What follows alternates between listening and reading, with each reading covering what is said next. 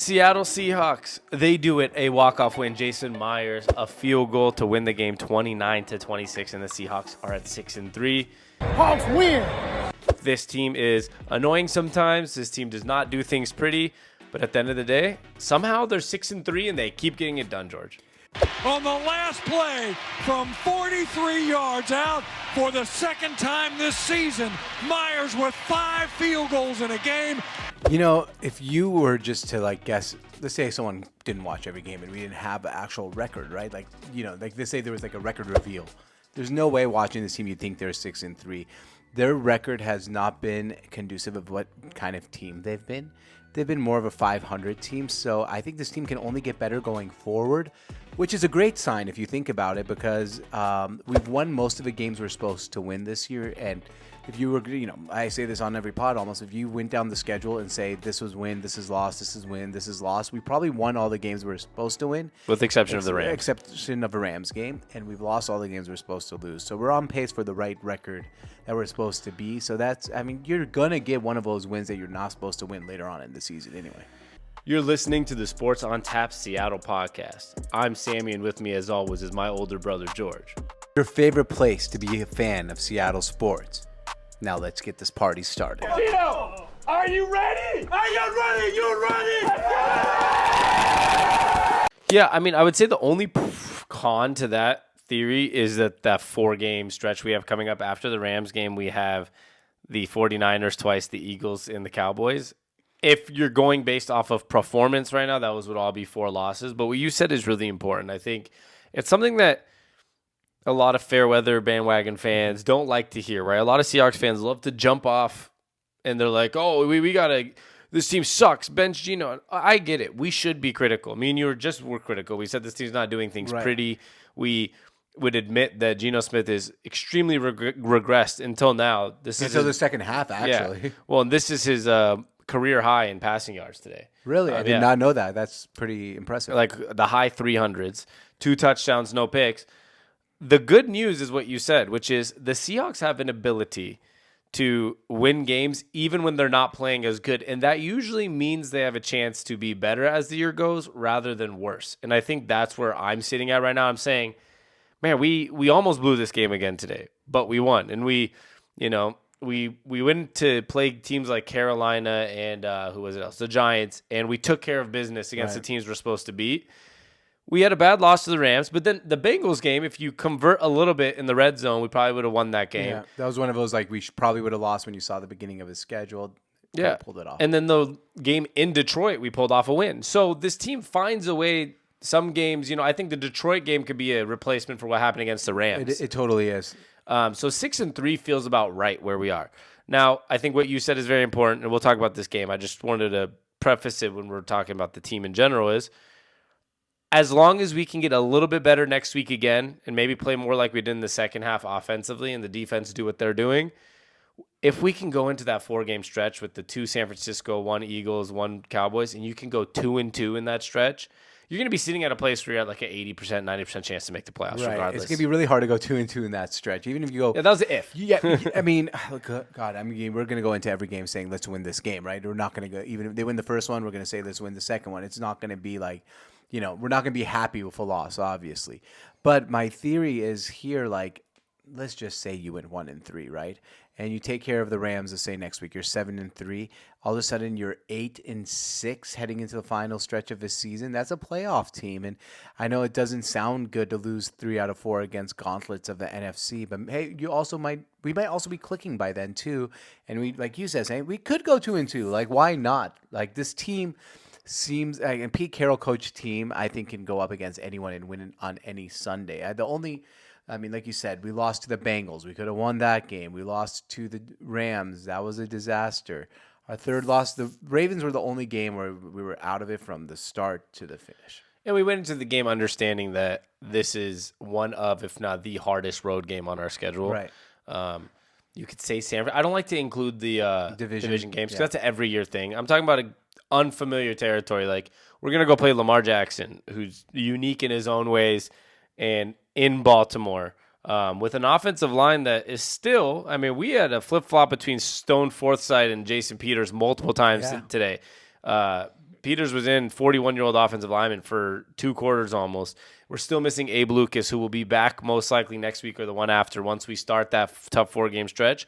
And all of a sudden, this was the first game, Georgia, this season, outside of game 1, obviously, when people got hurt, where we've had at least 4 out of our 5 starting offensive linemen. Sure. So come that 4-game stretch. Also, if you're sitting at 6-3 or 7-3, right, and then you get your full offensive line, I know people hate corny shit, but at the end of the day, there's a thing called momentum in football. There is. Pete Carroll's a good preacher of positivity and all whatever goes into that.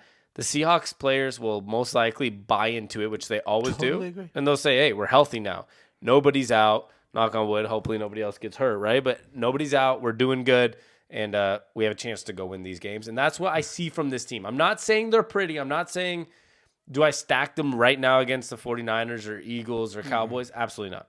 But they get things done. And at the end of the day in sports, what do you want to do, right? You want to make the playoffs, and then we can be critical about the team because it's win or go home. Yeah, and for all those people out there who are on the Pete Carroll can't evolve bandwagon, Yeah, he's evolving. he's evolving. He wore a hat today.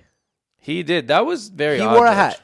If you think Pete Carroll can't evolve at age 70 years old, he wore a hat, and this guy refuses to wear hats. So Yeah. take what you want with that information, but Pete Carroll hat game is going to be one for the ages. It is. That was really weird to see, though. I don't know why. He didn't wear the Chuck Knox hat during the throwback game. I know. He wore a hat today. It was the Army hats, though, like the Veterans Day hats. But they look cool. He looks weird in the hat, though, because I'm just not used to it. I want to talk about Geno Smith. Yes, So, we should. A lot of the hate or a lot of the drama this week was give Drew Lock a chance. Now, we didn't talk about this. I made a YouTube video on our channel here on Seattle on Tap. You were out of town last week, so we didn't do a post-game pod, and we were pretty deflated at a 37-3 loss. Let me give you the recap of what the pod would have been on the 37-3. Fuck. That game was really bad. The Seahawks looked bad. On to next week. All right, that was the pod. Yeah, like I didn't want to talk about that game. Yeah, no one did. I talked about the Drew Lock, like Geno Smith stuff on a video here on the channel. And one of the big things for me was, do I understand the sentiment if some people would say, hey, we were down 30-3 in the fourth quarter to start the fourth last week. Can we at least put him in and see what he's got? Sure. But at the end of the day, that wouldn't have, no matter what he did in those 15 minutes, it wasn't going to warrant a benching for Geno Smith and all these different things. I'm sorry, so the guys they always say, right? Like the backup quarterback is always the most popular guy in the city. I mean, unless you have a good quarterback. No, but that's like it's a saying. Like the backup quarterback is always the most popular. I don't know that saying, but it makes sense. Every time a quarterback struggles, you want to see, let's do something different or get a new guy.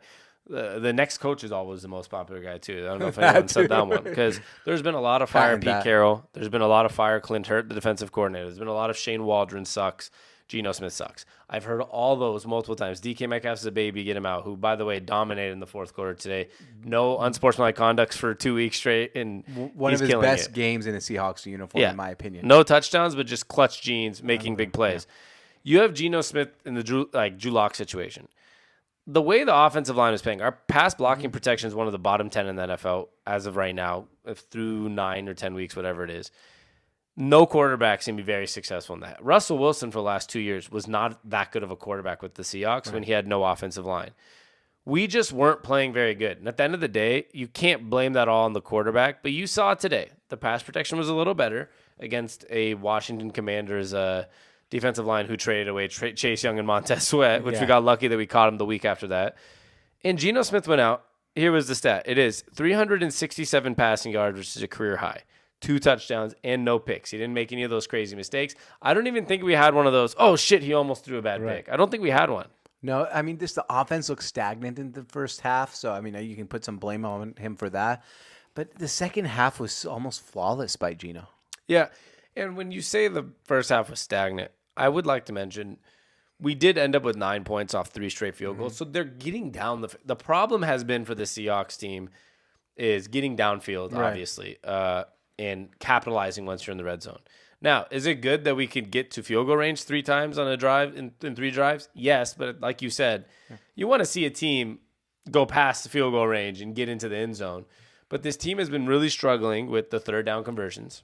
And I think there was one point today we were like 2 for 12 and then 1 for 9 in our last 10 of them. Yeah. It was so third downs have been bad. 1 for 11, I think we were. Yeah, and so the third downs were bad. Which, but, by the way, is kind of it's a good stat, but also they didn't count that we got a fourth down conversion, part of the third down conversion. True. But you still didn't convert on third down. I know. But at the end of the day, they came out in the second half, and by the third and fourth quarter, they started putting the ball in the end zone rather than just settling for field goals, and it won us the game. And Geno Smith had his career high in passing with no mistakes. Kenneth Walker had an insanely great catch and run for a touchdown. DK Metcalf played great. Tyler Lockett played great. Jackson Smith and Jigba did a lot early in the game, and Zach Charbonnet played great. And the offensive line protected Geno. There were some times where, he had a bad intentional grounding. He didn't get the best time, had like half a second to throw the ball. But at the end of the day, they got it done without those mistakes, without bad sacks.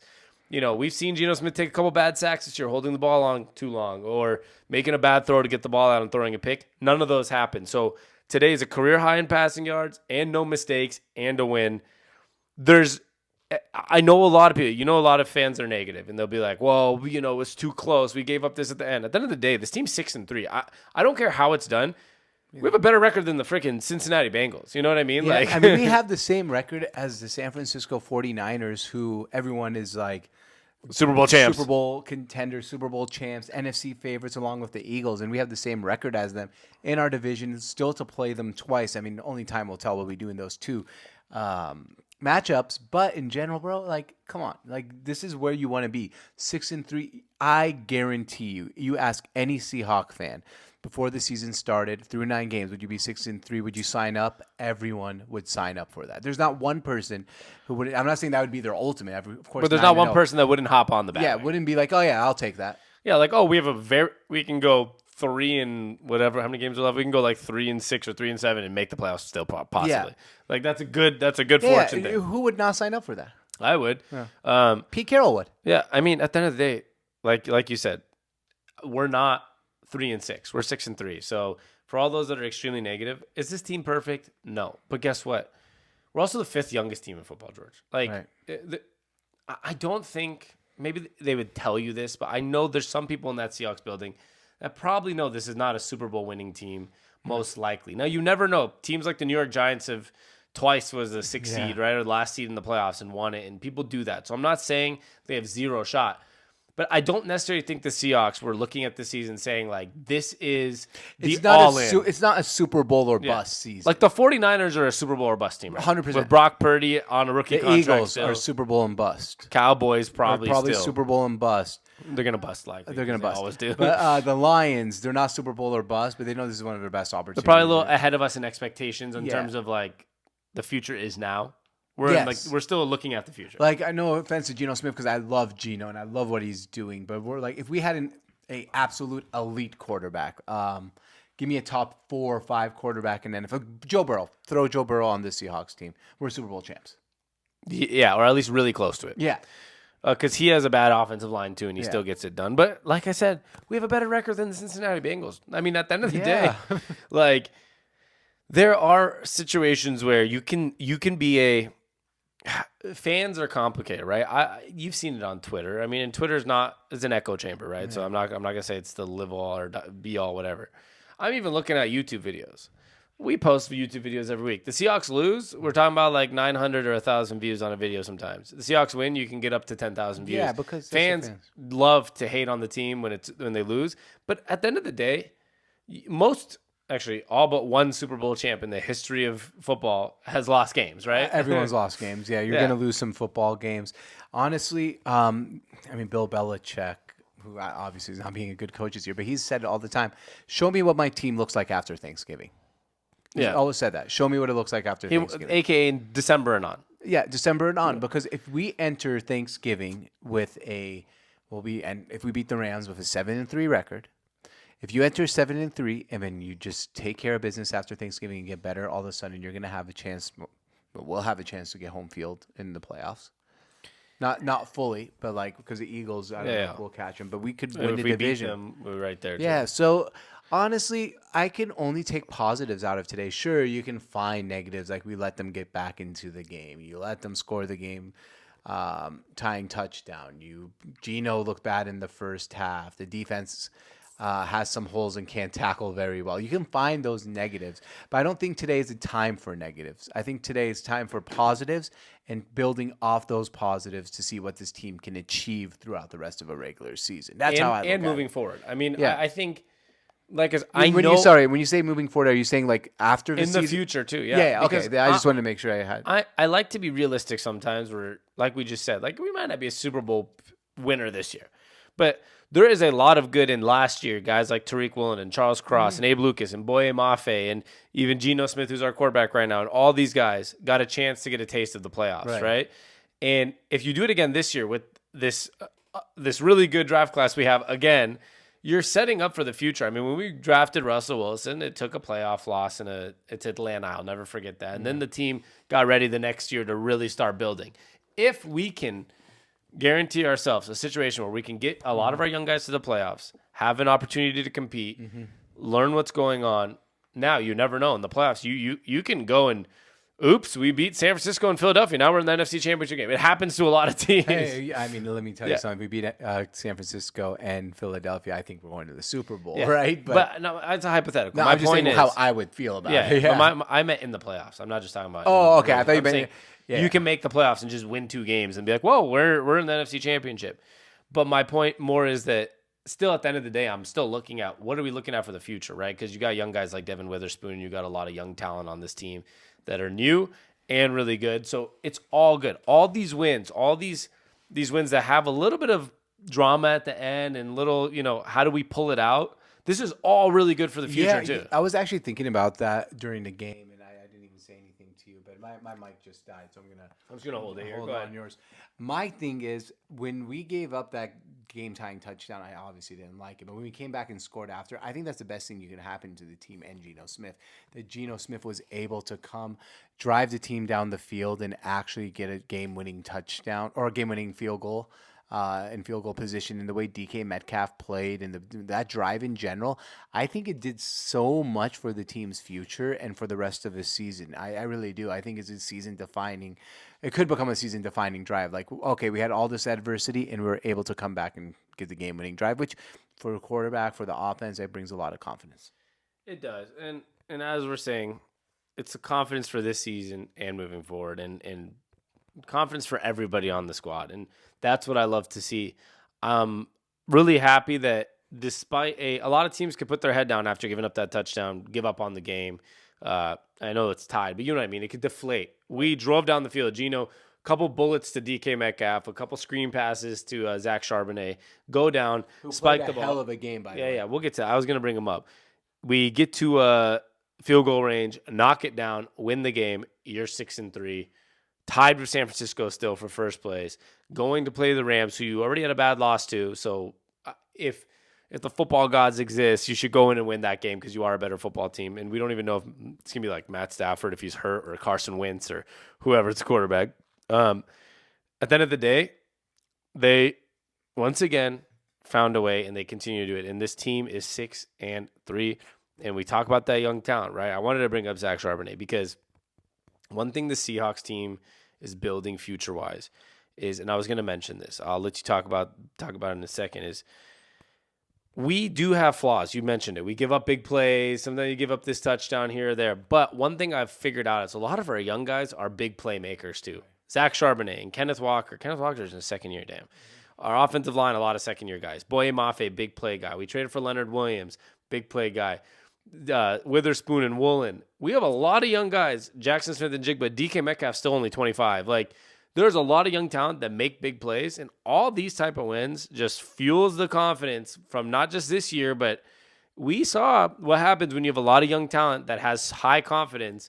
We saw in 2012, 13, 14, 15, where you are competing for a Super Bowl for 4 or 5 straight years. Now, that's where it gets tricky with the Geno Smith situation because then he'll be, in 4 or 5 years, he'll be like 40. And most likely not the quarterback. Probably not. But building this confidence for the young guys is really important. It's so good to see a guy like Zach Charbonnet, who weirdly is taking I feel like more snaps than Kenneth Walker. Even though Kenneth Walker had that 67-yard touchdown catch, and he was still like, it was still the Zach Charbonnet show. What did the announcer say? Like, oh yeah, I would love a glass of Chardonnay after that, right? yeah. So we are not having a glass of Charbonnet tonight, but we are having a couple White Claws, me and Sammy right now. So shout out to Zach Charbonnet. Shout out to Pete Carroll for coaching a really nice game, especially there at the end. And shout out to the Seahawks just in general for pulling off a win when, hey, we've said it. Everyone says it, Sammy. We never play a normal game. Still haven't, but 6-3. And let's go out and win this division. Let's do it. Yeah, I do think we have a chance to win the division, and that's where I'm very excited about. I mean, at the end of the day, we have our issues, right? Like we said. But if you can win the division, isn't that like what the end goal is here? Like the end goal is like look at the season, have a chance. Sorry, not win the division. Have a chance to win the division by the end of the year is always what you're really looking to do. There are teams like we've seen the AFC South many times. They don't give a shit that they won the division with a 9-8 record. Right. What matters is they won the division. They get a home game in the playoffs. Yeah, you get a NFC West champions banner. That'd be nice. All that matters right now to me is one, that we're 6-3 and we're winning games, and two, like you said, is a chance to win a division. Like at the end of the day, if you can have a chance to win a division, you get a home game in the playoffs, which means automatically you have a pretty good chance of making a run. Abso-freaking-lutely. Abso-freaking-lutely it is. All right, we got some mic issues today, so we're just gonna call that one. I think. Yeah, it's my bad. I forgot to charge the mic. Yeah, it happens. We are going to be back this week. We'll be talking the Rams game coming up, and I can't wait. Let's get to 7-3. If you're 7-3, man, you go 2-2 in those tough game stretches. You're at 9-5. 7-3 is better than a 54% winning percentage, and I know Jerry DiPoto, who probably next door, 70% gets you in the playoffs. So that's what they say. Well, it doesn't actually always, but I know. Jerry DiPoto thinks so. Mariners GM. For those that aren't Mariners fans, some people aren't Mariners fans. I know, but it's got to be realistic. A lot of people might get the reference. Yeah, they will. But I try to throw it out there so people can Google Jerry DiPoto Mariners, 54%, and they'll know. Check out our shirts. We have those too. SeattleOnTap.com, Sports on Tap Seattle podcast. Find us everywhere at Seattle on Tap. On Facebook, Instagram, YouTube, everywhere. And SeattleOnTap.com to find everything that you'd like. We'll be back soon, right, George? Yes, we will. And you know what we like to say. Thanks for stopping by. Thank y'all. Go Hawks.